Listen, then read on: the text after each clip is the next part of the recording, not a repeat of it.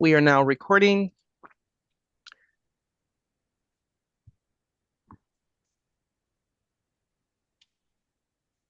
And we have others who are joining, and I'm going to make the announcement again. We are currently recording this session. Feel free to go off camera and also change your name to guest if you'd like to do that. That is fine. Welcome to the Child Welfare Manager 1 info session. Want to make sure everyone's in the right room. I will send this recording off to everyone that has already applied in Workday, but if you have not yet applied in Workday but would like to get a copy of this recording, please put your email in the chat and I will at least have it and know that you would like to get a recording.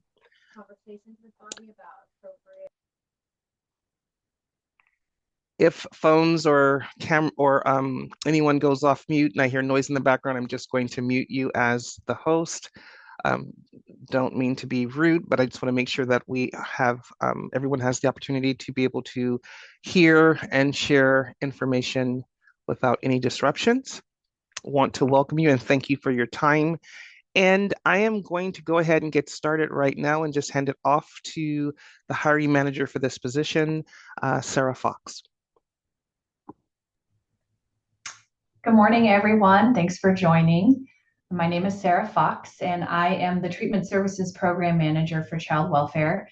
And we have a unique and creative approach to looking at hiring behind our current Child Welfare Program Manager 1 placement and support services manager for child welfare, who will be retiring here in just a few months, and wanted to hold this information session to have a discussion about what it will look like if you're interested in this position, what the position entails, what the type of work that would be included, the kind of engagement that we are looking for, and then also speak to the job share component to this particular recruitment. So thanks everyone for coming, and hopefully we can answer questions and provide the information that's necessary for you all to make a decision about it. So, Sarah, what I think I'd like to go ahead and have you do is maybe talk about the position. And I know that there is no one particular day in the life in this role.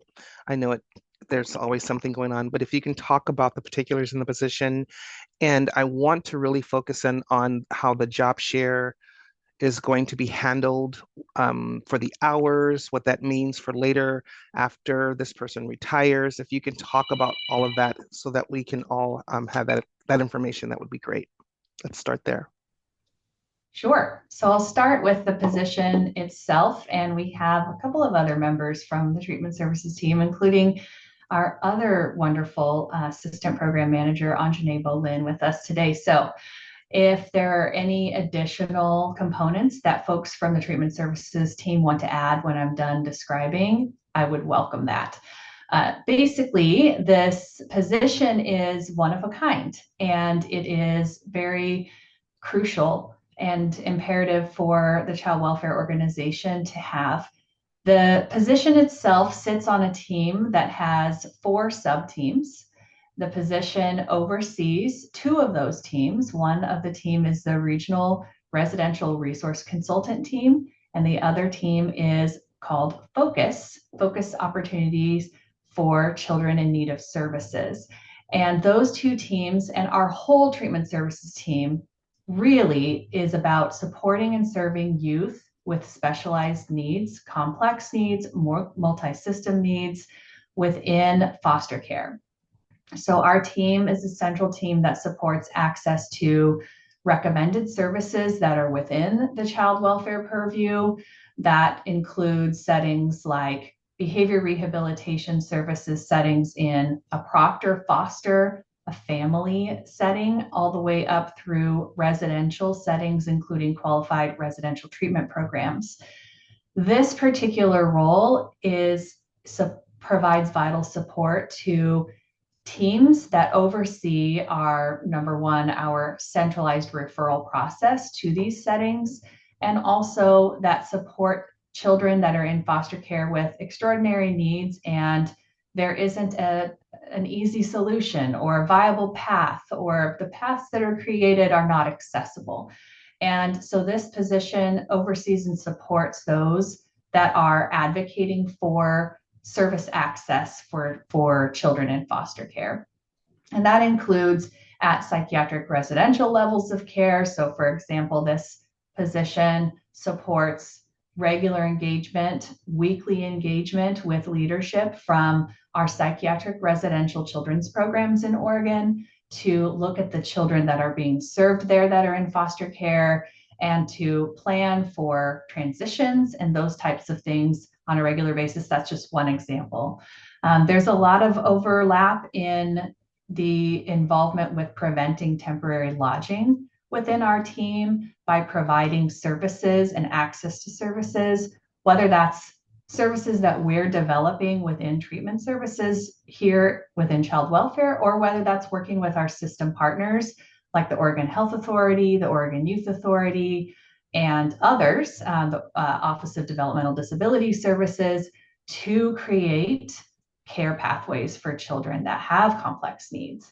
So I'm going to stop there because that was a lot of information very quickly, and see if there are any questions. I have not read the chat, and also if there are any other, like Anjane, would you add anything else about this position in particular? I would just say that with the team that this management position leads with the residential resource consultants, it also is a team where it is high stress, a lot of things to balance, and the day to day does look different. And so thinking about also just the work and intentionality for supporting this type of team and what that looks like to keep morale up, everyone moving on the same page despite all of the various things that they are doing, is another huge part of this position as well. Thank you. Yes, it's a fairly fast-paced. And when I say fairly, I can just drop that word. It's a fast-paced role. It is somewhat intense, and we're supporting in situations that require creativity and require a sense of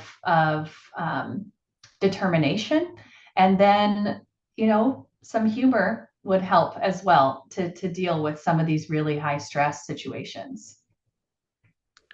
So, Sarah, there are no questions currently in the chat, but I would like to go ahead and see if anyone would like to ask a question at this point.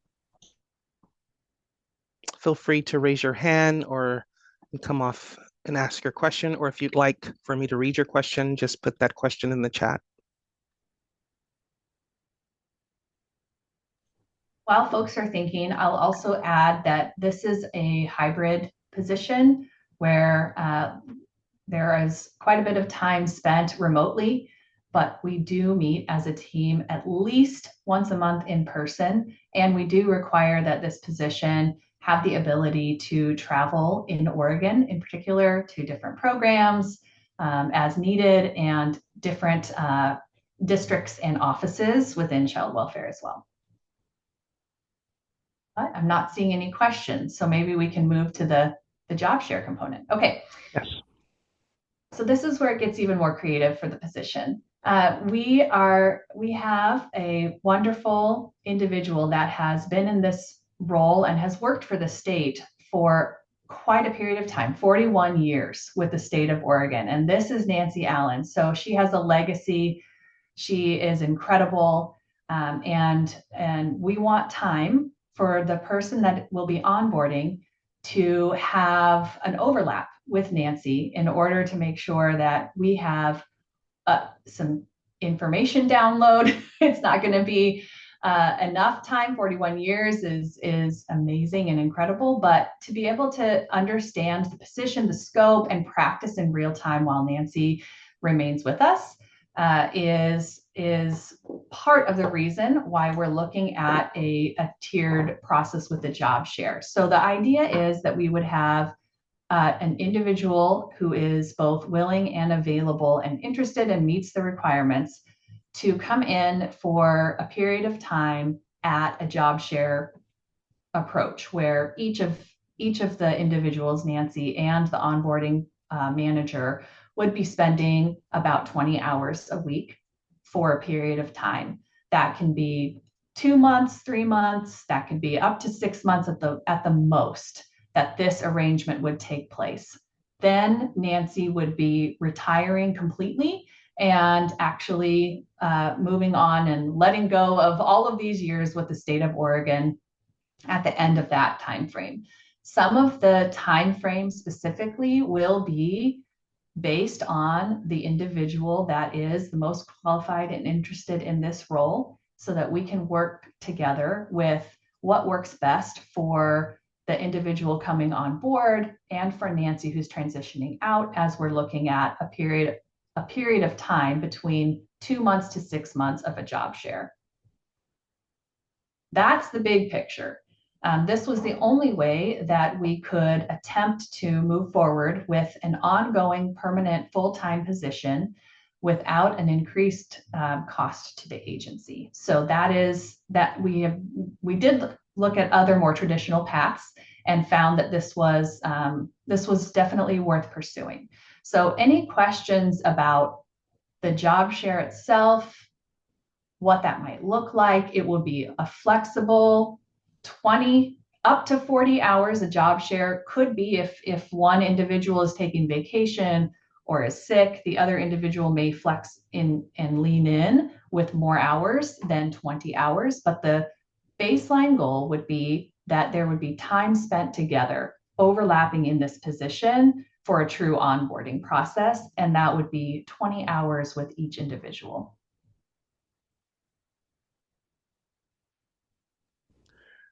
Can I just ask just in my head, Sarah? So the position baseline is 20 hours, but if a person is on vacation or if the other person goes away, that person that is in that 20-hour position, do they need to increase to 40 to secure that 40 hours for that particular time frame that that person might be away?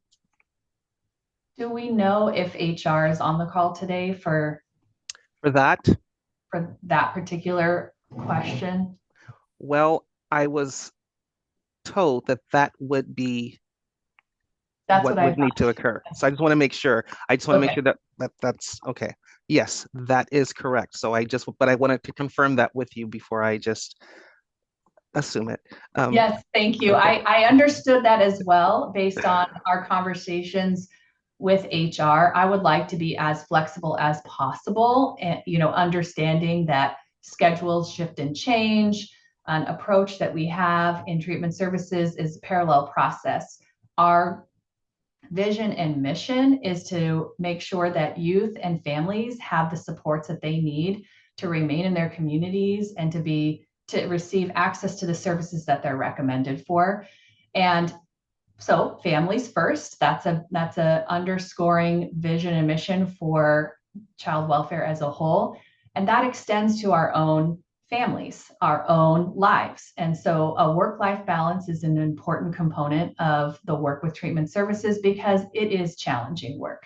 And so that goes right all the way down to how we're working and negotiating out scheduling.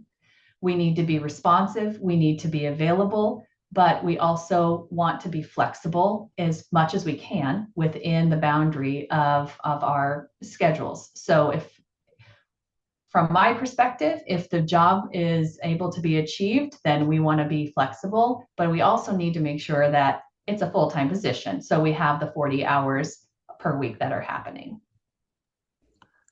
Great. There is a question in the chat. How often is contact in person with our treatment programs that we place children, youth in, or is it mainly virtual for check-ins? And then kind of follow up, how many contacts will this position hold at one time? Great questions.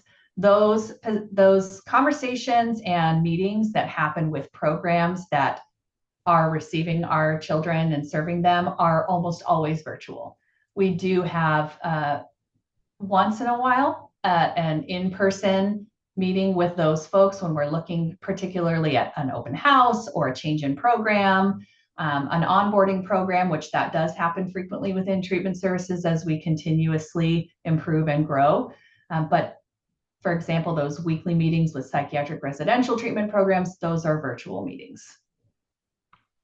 How many contracts will this position hold? That's another great question. I think currently there's one contract that this position holds, and maybe one grant. Yes. So technically there are 2 contracts that I can think of off the top of my head that this position holds. However, they would oversee a team that holds contracts, 2 teams that hold contracts. So the oversight of contract administration and contracting standards is definitely a part of this role, and ensuring quality practice in administration of contracts is a part of this role, less direct contract administration themselves. Next question in the chat. Does the person who is in this position have to reapply or interview again when the position moves to full-time, or is that a process that happens automatically? Another great question. There is not going to be a need for reapplying or re-interviewing for the position to change when the other manager retires. It will happen automatically. That's my understanding. Thank you. Next question. Would current full-time ODHS employees switch to part-time for the 2 to 6 months of onboarding? Yes, that's the big elephant in the room question, and that is correct. It would. We have looked at a couple of different potentials and options, and despite the kind of pushing, pulling, and prodding, the final answer that we have received is that ODHS employees would need to be, technically it's called job share, not part-time is what I'm told, because of the potential for it to fluctuate depending on the other person in the other side of the coin of the job share. However, it would be traditionally part-time for that period of time. If there is a wish to have other work to increase that to a full-time status, that would have to be, from my understanding, what I've been told, would need to be outside of ODHS.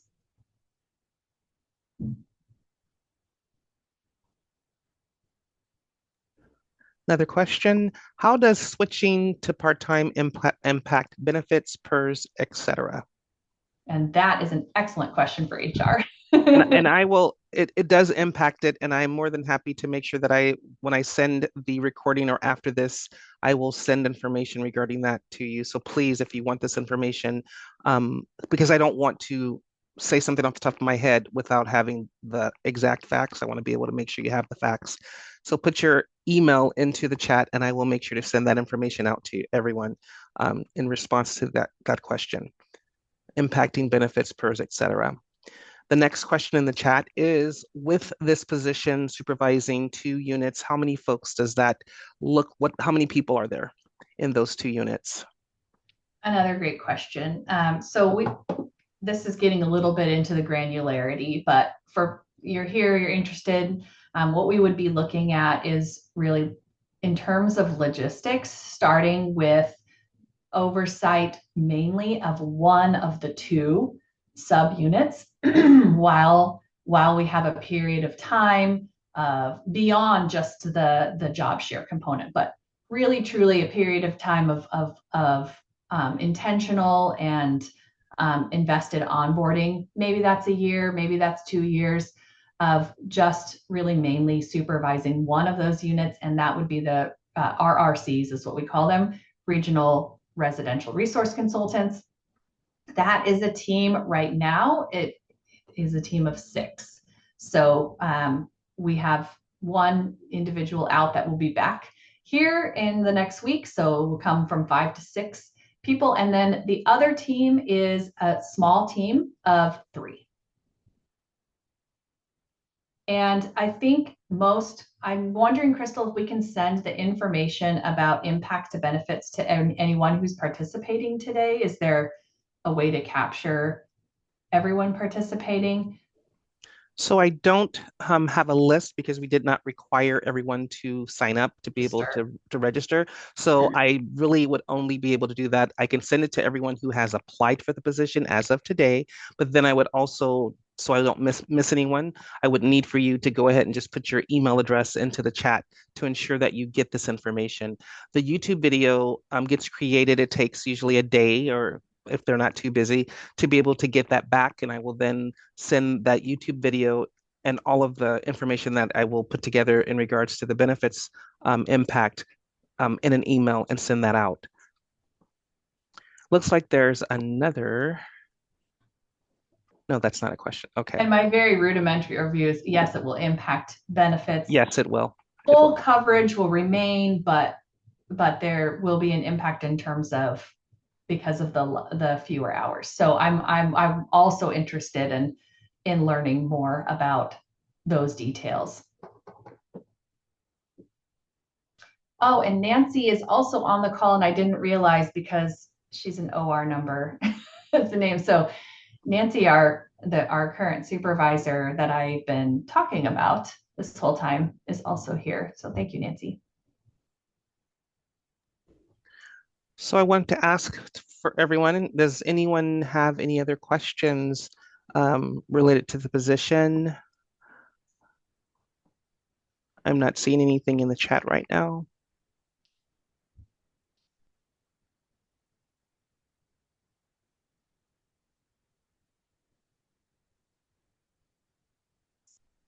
No other questions?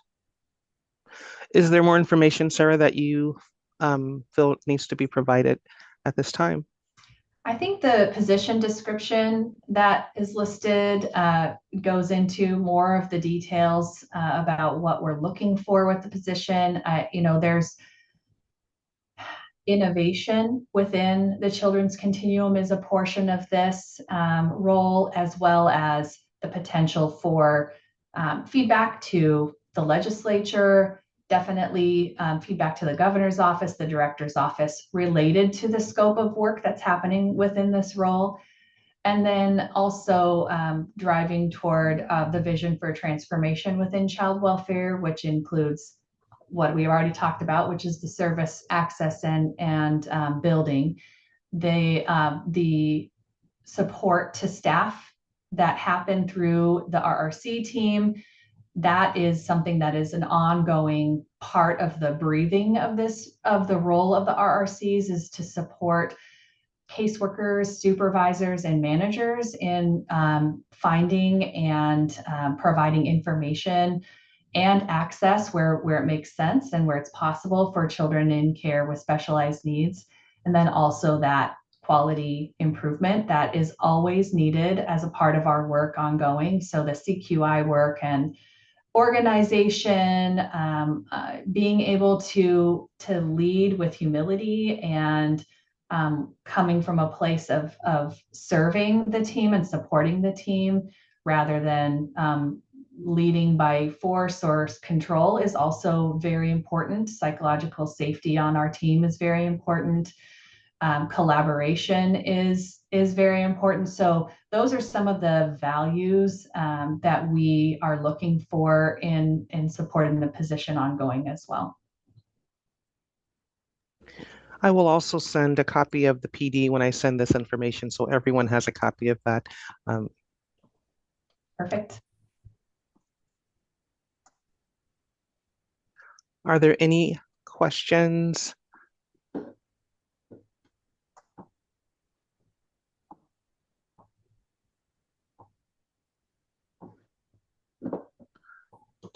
That awkward pause for anyone. Okay. Well, would like to give an opportunity to the supervisor you're mentioning to see if there was any information. Is it Nancy you said?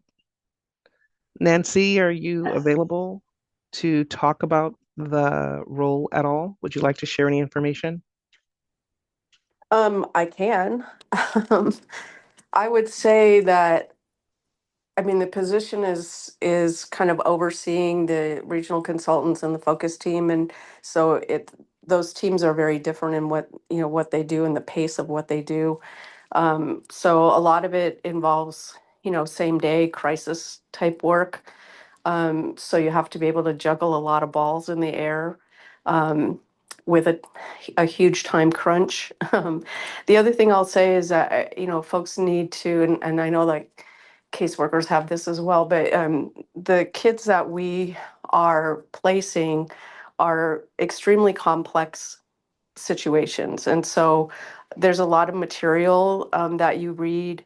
Um, and you're reading kind of the top tier of complexity in terms of kids. So that can make itself evident in terms of the actual kinds of trauma that the children have experienced, but it can also make you interact with other agencies, other system partners that you may not have experience with, medical, developmental disabilities, hospitals, psychiatry, psychology, um, different avenues of things that you have to integrate into helping make a plan for a child, and also developing supportive services. And that is part of what we do is help caseworkers and people in the branch to try to navigate some of that. And so the knowledge base of what's available and who to call is pretty extensive. Um, so yeah, fast paced, good sense of humor. Um, you'll need it.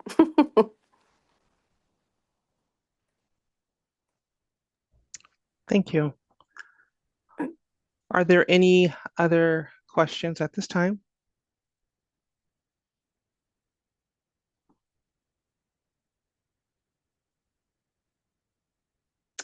Okay, so Sarah, are there any last minute details or information you think, excuse me, would be helpful to share? Just a quick reminder that the application deadline is March 10th, I believe. And so the recruitment is currently posted. I mean, there's Correct. so much we could say with the role of this position and how critical it is. But I think that most folks on here who have attended have a general kind of understanding and concept of the role. Would be happy to answer any questions and look forward to next steps and the hiring process. Perfect, thank you. So, like she said, the position does close on the 10th. I will send information prior to that, which would have kind of like what the process will be for interviews, the dates, should you move forward. So I'd like for you to have all that information up front so you can kind of be ensuring that you are available for the dates and times that we're going to be for scheduling for interviews, the process, anything that might be going on in regards to the process. If you have questions related to the position, feel free to send me an email. My email address, you have that, and I will put it in the chat before I leave here. But feel free to send those questions, and like I said, it will take about a day possibly for the YouTube video to be completed. Once that link is complete, I will send that link with all of the information that we talked about today, impact to benefits, as well as the PD to everyone that's listed their email address here, and also who have applied for the position. So some of you may receive this twice. I don't know, but just in case you do, I'm going to apologize now for the uh, additional emails. Um, any questions before we end this info session?